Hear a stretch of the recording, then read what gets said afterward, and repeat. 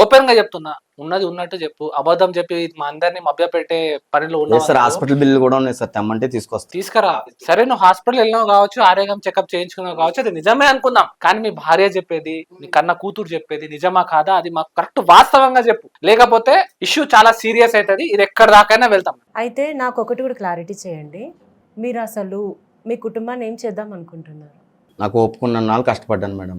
నేను కష్టం చేయలేక భార్యని జాబ్కి పంపించింది మేడం. జాబ్కి పంపించిన తర్వాత పాప ఇంటికి వస్తుంది మేడం. ఇంటికి వచ్చి ఇంట్లోనే ఉంటుంది. పాపని మమ్మల్ని అందరినీ మా భార్య చూసుకునేది. అక్కడ ఏమైందో తెలీదు, వేరే వాళ్ళతో అక్కడ సంబంధం పెట్టుకుంది. అక్రమ సంబంధాన్ని పెట్టుకుంది మేడం. సరే ఒక నిమిషం, అక్రమ సంబంధం పక్కన పెట్టండి. కుటుంబాన్ని ఏం చేద్దామని అనుకుంటున్నారు? సమాధానం. ఏం చేస్తాం మేడం, ఇంకెప్పుడు ఎలా ఉన్నాం అలా ఉంటాం మేడం కలిసి. మరి ఇవన్నీ ఎందుకు వస్తున్నాయి మధ్యలోకి? వాళ్ళు వీళ్ళు వచ్చి చెప్పడం వల్ల. ఎవరు? మీ కుటుంబంలో వాళ్ళ, మీ కుటుంబం దాటి బయట వాళ్ళ? బయట వాళ్ళే మేడం. వాళ్ళ మాటలు మీరెందుకు వింటున్నారు? చూసిన వాళ్ళు చెప్తారు కదా మేడం, ఇంటికి వచ్చి నీ భార్య అలా చేస్తుంది, నీ కూతురు ఎలా చేస్తుంది చెప్పరా. వాళ్ళు చెప్తారయ్యా, 1,00,000 చెప్తారు. అన్ని చోలు వేసుకుంటూ కూర్చుంటావా? సరే ఆమె కూడా బంద్ చేసేస్తుంది.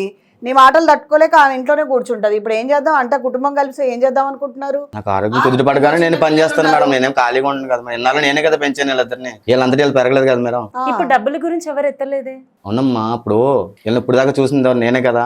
నాకు ఆరోగ్యం బాగో కదా, ఇంటికాడ డబ్బుల ఉన్నాను. గురించి ఎవరు ఎత్తడం లేదు. మీకు క్వశ్చన్ అర్థం కావట్లేదు. చెప్పండి మేడం. 5 మంది కలిసి హ్యాపీగా ఉందాం అనుకుంటున్నారా లేదా? ఉందామని కదా మేడం మీ దగ్గరికి వచ్చింది కదా, వచ్చారు కదా.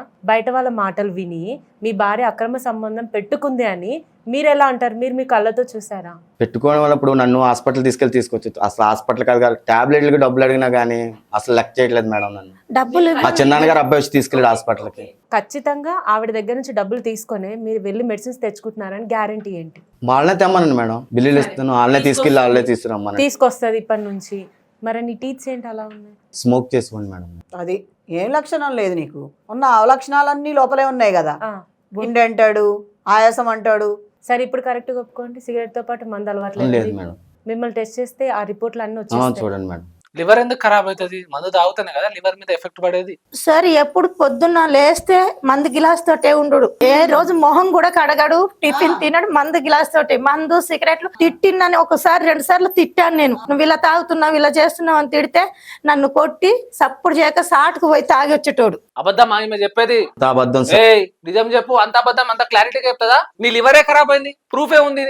అలా నువ్వు తాగుతావని మరి మళ్ళీ అబద్ధాలు చెప్తావు. మొన్న పాప కూడా సార్ చూసి మమ్మీ డాడీ ఇలా తాగుతాండు, మళ్ళీ మనకు తెలియకుండా తాగుతాండు అని పాప చెప్పింది. అంటే ఏదో వింటున్నాం కదా అని స్టోరీలు అనుకుంటా పోతున్నాడు కదా. అయితే